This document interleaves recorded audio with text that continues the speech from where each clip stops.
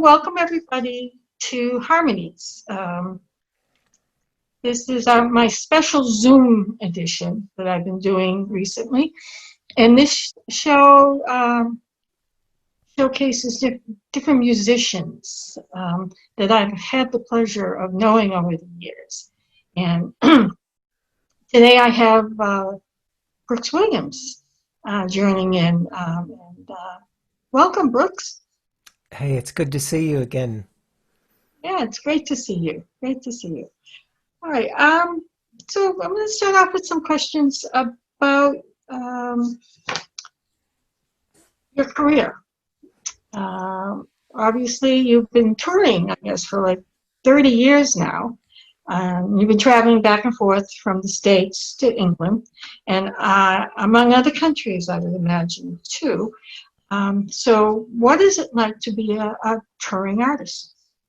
Well, it's what I know, and it's what I've built my life on is that fabulous uh, option to travel around to meet people, to play venues all over the world, and it's it really is the only thing that I know. Up Hmm. until March of 2020, it was the only thing I really understood. And now, since mid-March, I've come back to England and I've been home nonstop since then. And this is a whole new existence for me because I'm so used to traveling. There were always deadlines, there were always destinations, there were always loads of plans to be organized, tickets to be booked on planes and trains and buses, and you have to meet here and organize them with people. And now all of that has just stopped. And so it's absolute silence. Yeah, I bet. I bet. Um, hmm. Well, I want to get back a little later about what's going on now with you, but I have a few other questions I have. So with all the traveling, do you have a favorite spot with everywhere you've been? Yeah, there's some places that I love because of the people, and there are Hmm. places that I love because of the natural beauty that's there. But of course, first and foremost, my heart is always in Massachusetts because that's where I started my music career. That's where I learned my trade, and that's where I lived for so many years. That it's first and foremost one of my favorite places to play, and I've so much history there and so many friends that feel like family. I mean, it's a fabulous feeling, and even more so than the home of my birth, which was, well, I was born in Georgia and Hmm. raised in the deep South, and I do feel an affinity there, but it's not as tangible as when I go to Massachusetts. That really feels like my my extended family. So first and foremost there, but I absolutely adore the Southwest. And in its broadest sense, that could be from the mountains of Colorado to the deserts, dip down into Texas. There's something about that part of the world that really speaks to me, and it has a kind of a it has a sound that's unique to itself. And when I'm there, I feel like I'm kind of immersed in that music of whatever that is. Beautiful there, beautiful. And I have to say, we love when you come to Massachusetts and when you're here, and we all get to see you. And it does feel like your family to us. Yeah. And I know so many people here just really feel that strongly about you and who you are and the type of person you are and the type of music you bring to us. Well, Yeah, thank you. so know you're very appreciated here in Thank you. Massachusetts. Great. Thank you for saying that. So I want to talk a little bit about your music. I think it's kind of eclectic. You do roots, jazz, blues, classical, folk. What's your influences? What do you pull from to get this wonderful music put together? Well, the first sort of layer of those roots that have inspired me would have to be country blues. And I don't know why when I heard country blues for the first time, I felt like I had always known it. You know, it's one of those Mm-hmm. musics that I don't ever remember learning. I just knew it. Once the song started, I kind of knew where it was going to go. I felt it. So that's a pretty good basis when you think of when you think of Mississippi John Hurt or you think of Elizabeth Cotton. You know, those are towering figures. That's a wonderful foundation, and that led me to listen to Bonnie Raitt and Roy Block and Chris Smither and John Hammond and Taj Mahal. So all that was, I'd say that's the foundation.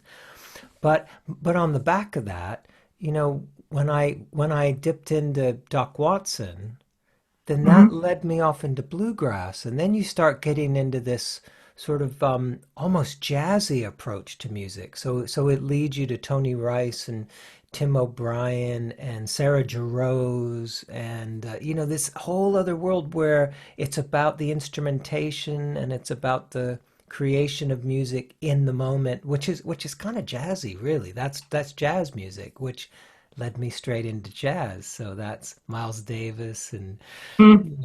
Sarah Vaughan, Great music. yeah, it's great stuff.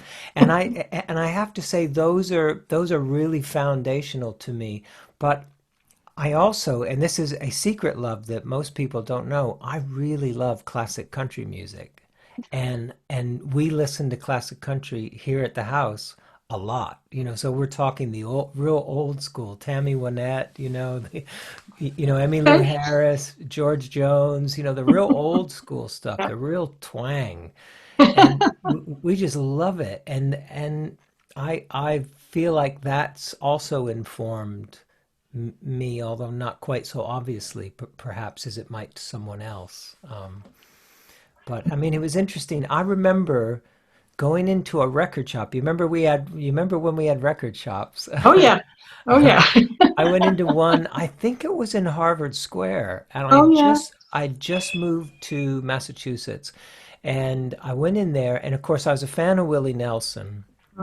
And I saw this record, I mean, a vinyl record, so 12-inch vinyl record of Willie Nelson. I think it was called Stardust or something. I thought, well, I don't know it, but I'll just buy it because it's Willie Nelson. I wanted something new. So I got that, and it turned out it was Willie Nelson singing jazz standards, which, so I have Willie Nelson to thank for, for taking me into this world where he was singing Moonlight in Vermont and Georgia on My Mind and Yeah. great stuff. And it was almost like dominoes. One would strike against another, and that would lead me to the one following it. And I feel like everything connects, Mm-hmm. and it really does connect. And even if I eventually found myself into, say, West African music, I got there probably through Taj Mahal. So there's a link. Everything links up, and it's not really that I'm eclectic, although I know I am, but I'm more following connections because I love to see how things link, and that link has always fascinated me. Absolutely. Yeah. Um, so, what's your favorite part of being a musician? Ooh, that's a tricky one. Oh my God. Um, I well, there's so many things that one can love about being a musician. One of the things that I'll say over the course of 30 years, it's changed. The things I love, and I'll say in the last 10 years, what has meant the most to me is getting to collaborate with other musicians. So whether that's songwriting with someone or making a recording or doing a tour or doing a songwriter in the round, to me that has been just a fabulous this last decade has been a fabulous opportunity for me to do that. I've had more opportunities, and it seems like every opportunity that I take to do collaboration leads to a further collaboration. So it tends to feed itself, and um, I'd say that's my favorite part of it because I've spent hours by myself. I've spent hours writing on my own, touring on my own, performing on my own. So I understand somewhat a little bit about what that world is, but it's been so inspiring to bring my interests and point of view and strengths, hopefully, and also weaknesses. You bring those to a collaboration and try to meld those with someone else or with a couple of other people. And I've found it to be a real inspiration so that when I do go back to working on my own music, maybe writing something on my own or making a recording, I feel like I bring that inspiration with me. And so it's that has really been my favorite, like in the last ten years, that's top of the list. That's excellent. Um, so that has helped you with your own songwriting, your personal songwriting, to Absolutely. pull in those other styles and little things that you have learned from other musicians, and you've been able to incorporate it in your music. Yes. Yeah. That's wonderful to be able Yeah. to. I mean one thing that occurs to me is I sometimes liken it to someone holding up a mirror to your face and saying, "This is what I think you look like." Okay, And yeah. and that's something maybe we don't do ourselves necessarily, but Hmm. I'll come away from a situation and go, "Oh, this is kind of this is where I come from. This is what I look like. This is what I sound like." And I don't mean that Hmm. in a physical sense. I mean it in a kind of a theoretical sense, that as a creative artist, I have a voice, I have a point of view, and sometimes coming away from collaborations, it's the people I've collaborated with that in a way say to me, "This is who you are. Don't lose that. Go back and do more of that." Okay, You know yeah, what I mean? I do. Yeah. Yeah. Right. Now, do you find your audiences are different, either from the States to England or to the other countries? I mean, is there a difference, or are we all pretty much the same in terms of our reaction to you or to, I don't know. I'm just curious on how, if you feel there's a difference in how we look at music Yeah, yeah. or listen to I music. I think there is a big difference. One of the things that happens when I go to Europe Mm-hmm. is I'm thought of as a blues singer. So Oh, okay. strictly a blues singer, which I don't really feel I am. Yet I end up with people in audiences that like blues music, listen to only blues, and so I'm put into that type of venue, and I I certainly like it because I love blues, but I feel like that when I venture outside of the blues um, catalog, Mm-hmm. they don't want to go there. They want all blues all the time, which Okay. is kind of curious. I don't remember making that happen. It just happened. Mm-hmm. So that's interesting. But what's fascinating there is because English is a second language for most of the people in my audiences there, the sort of old tricks that I use, the sort of verbal cues and the jokes, they don't work because obviously the language doesn't work. Sure. So I've had to paint with a broader brush. I've had to make the humor I've had to find ways to make the humor unfold in a shorter amount of time and to be more direct, which has been fabulous to try to condense stories and really get to the essence of it. and in a way that's understandable to someone who's very good at English, but it's not their first language. And Hmm. so that's been fascinating. But it changes the pace of the show. It tends to be more songs, less talk, Hmm. right? Okay. And the thing I feel about the English audience is they know American roots music often better than Americans. So if I play an old country song, like Hmm. let's say I play Sea of Heartbreak, an old classic song. I think it was recorded by Don Gibson years and Hmm. years ago. It's a great song. They'll know that song, but they'll know many versions of it, and they'll be very literate about it and very knowledgeable of it, and they'll also have an emotional connection with the song. And then if I do something later where I'm maybe quoting Sea of Heartbreak, they'll totally get that little link. Like if I link a song with that one, that's maybe one of mine that sort of connects in a way, they'll pick that up. And I think it's because American roots music is so loved in England, Scotland, Wales, and Ireland. They absolutely love blues Okay. and country, early rock and roll. I mean, they love it. They love the jazz. So there's a real knowledge to that music. And also the English audiences love humor, so they Hmm. like when you don't take yourself too seriously, and you may you know Hmm. you maybe have a little laugh at yourself over something silly that you may have done or said.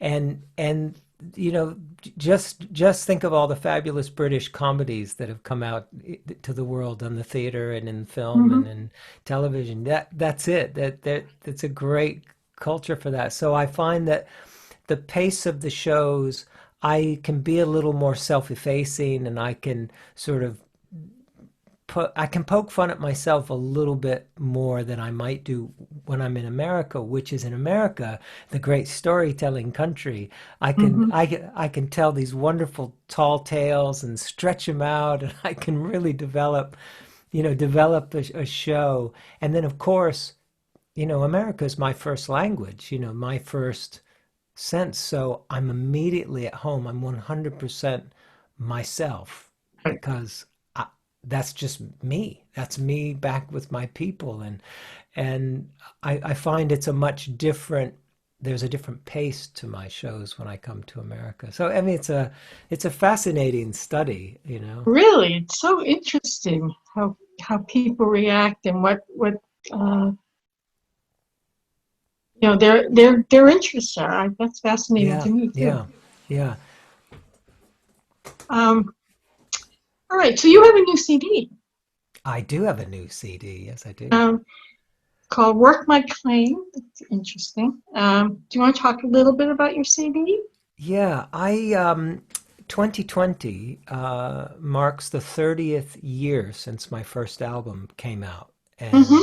that I felt it would be a great way to celebrate and to mark that occasion by um, by putting out a recording where I go back into my back catalog and choose songs that still feel alive and relevant, but I give them a new reading, and I maybe tweak the lyrics a bit, or maybe I rewrite a bridge, or I just bring it up to date. And so I've been working on the project for 2 years, and to go through all the back catalog. That's 28 albums worth of songs to go through. So, so I wanted to make sure that I went through as many as I could, all of them, in fact, and tried to find which ones spoke to me. I also asked my fans and friends through social media and through my email list, what are your favorite songs?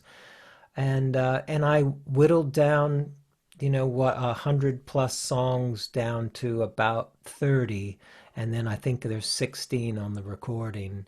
But I went back in the studio a year ago, and I decided to record them in my old style, which is playing and singing acoustic guitar the way I Okay. like to play it, as opposed to doing like a studio album. So I went in and I played and sang. I invited a couple of friends who play fiddle, backing vocalist, a friend who plays piano for a couple of tunes, and a friend who plays harmonica.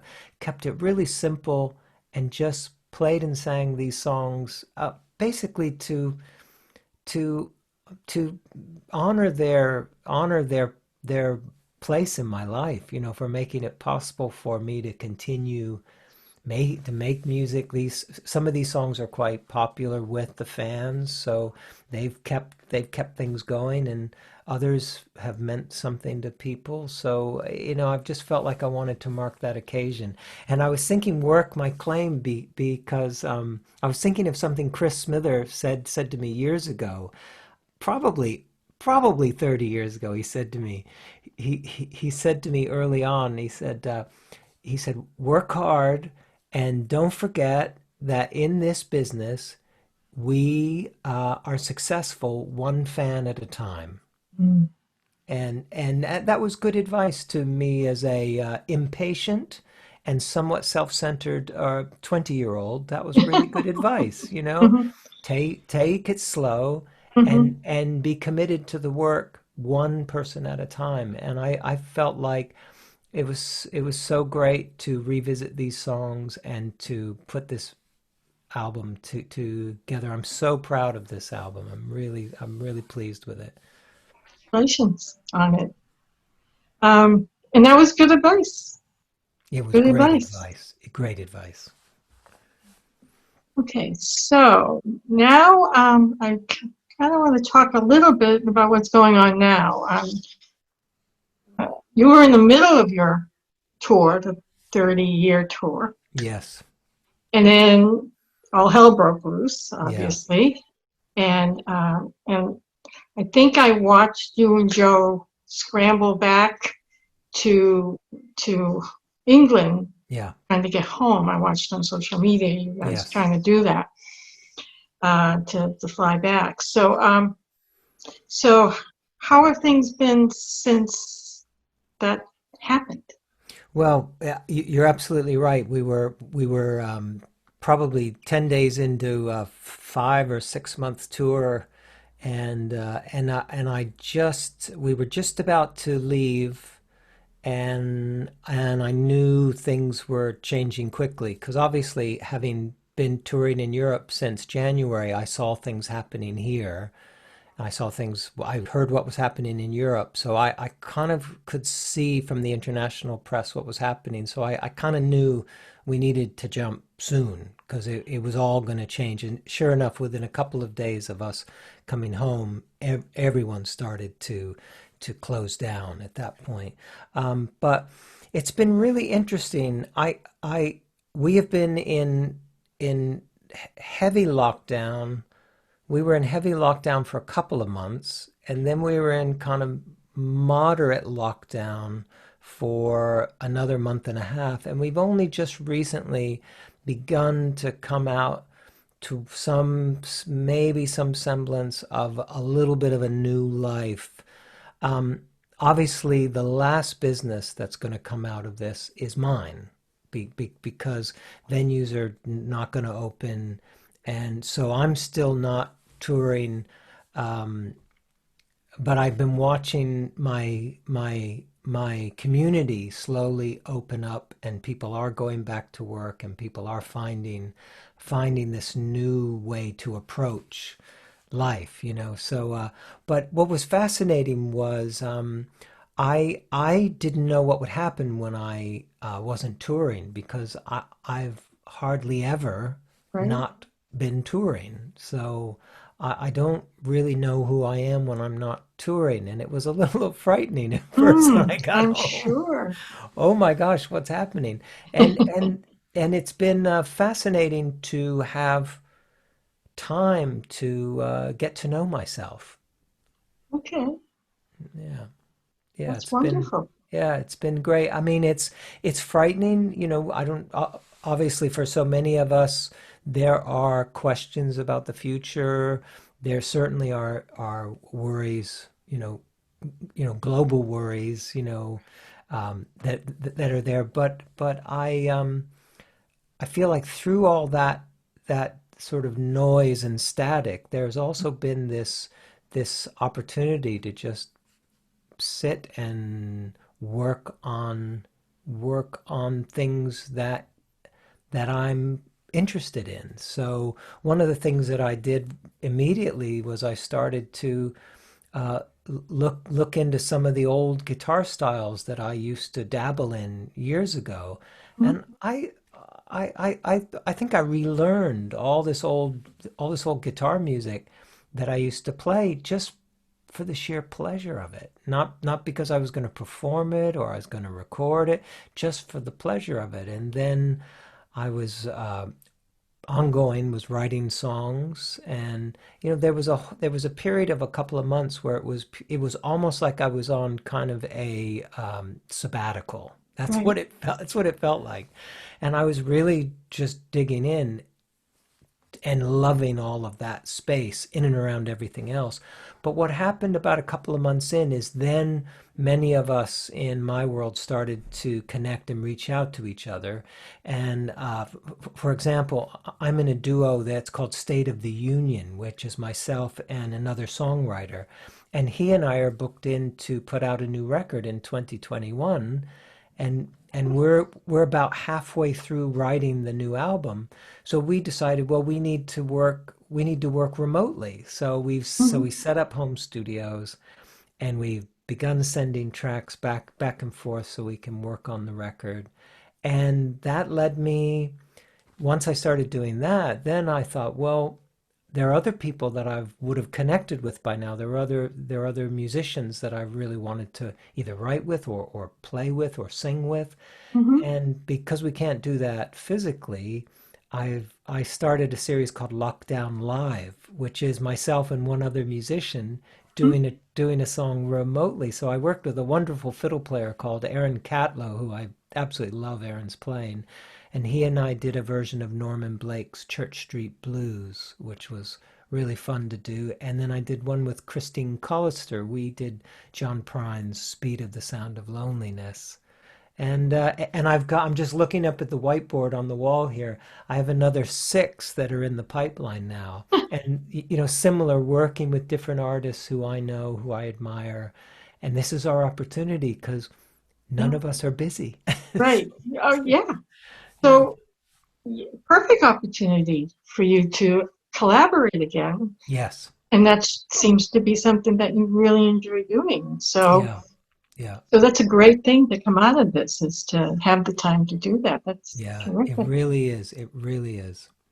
Now, are you, a lot of musicians are doing the online concerts. Is Yes. that something that you've been getting your feet wet, so to say? Yeah, yeah. I did quite a few when we first went into lockdown. I probably did initially I think I did four a month Okay. for the first couple of months, and then it felt like maybe that was too many, and so now I'm at a point now where I'm doing one a month. I might do two a month, but Okay. I'm doing one a month, and I find it really.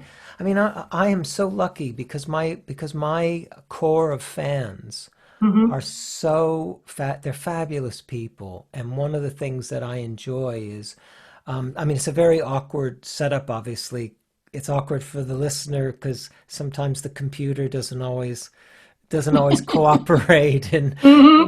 there's that, So, and then the other thing is that you know I don't get the feedback. There's a lag in there's a lag in the communication. But the thing that's wonderful in the platforms that I've used for these online shows is that people write comments and they run up the right side of the screen. hmm. And so they've been fabulous. They've been coming and listening, commenting. I've been trying out new songs and playing old songs. I did a show of all covers that have inspired me. I did a show of all blues. It was just such a pleasure to say, this is what I feel maybe I could do. Are you guys okay with this? And then the comments would roll by. Keep it going. We're loving it. Thank you for doing this.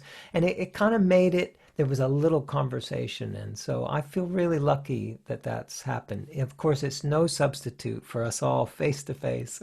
Exactly, exactly. I am like, I can't wait. Yes, yes, Yeah, absolutely. because obviously I'm a promoter, so I'm not able to present any shows. Yes, Um, and I'm itching to get back too. But yeah, and so I can't wait until the day comes when we can all do this again, go back to the yes, way we were yeah, in presenting music or playing music and being yes, fans again yeah, in a live yeah, venue.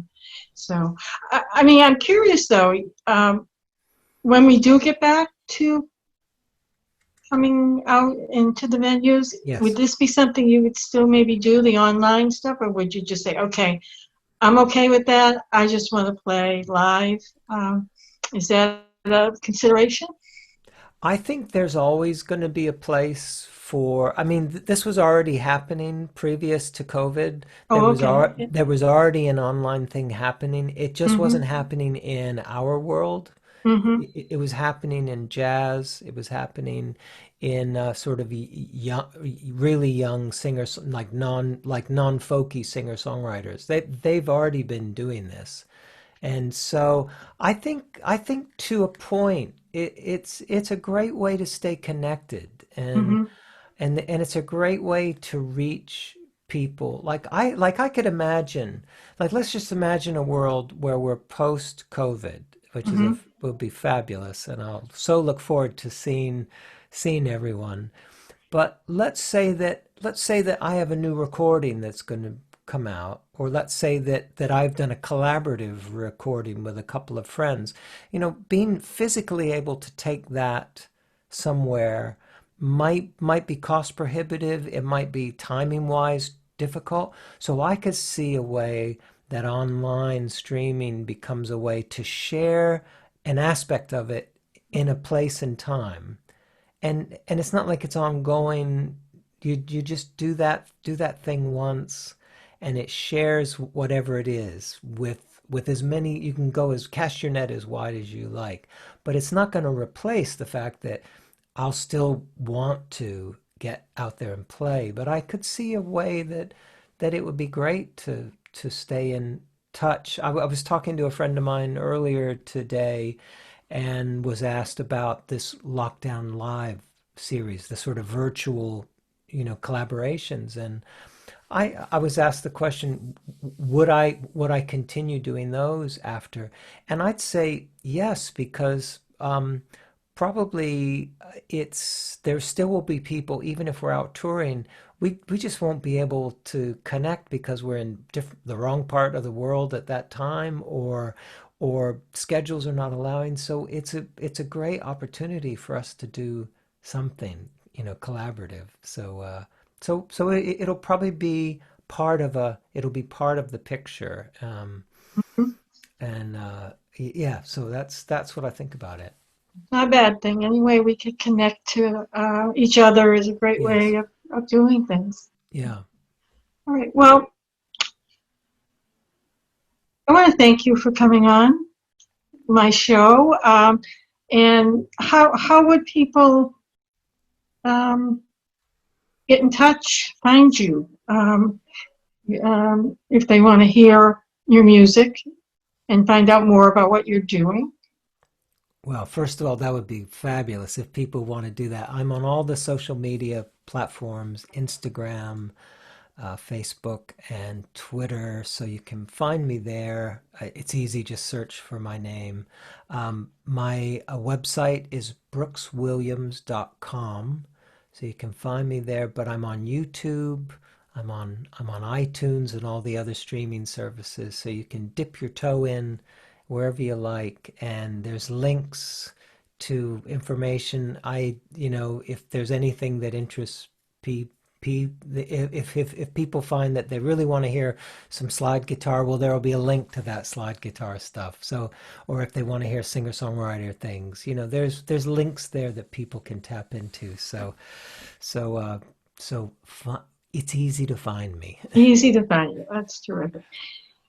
And I'm not going to hold you to it, but we would love to have you come back to Wachusett once things get back up and running again. So, I would love to do it. I'd love to do it. I've loved all the gigs that we've done together over the years. They're like some of my favorite gigs, and so you can count on it. okay, excellent, excellent. All right, Brooks. Well, thanks again, All right. and I appreciate it. And we'll see you soon. See you again. Thanks very Okay, much. all right.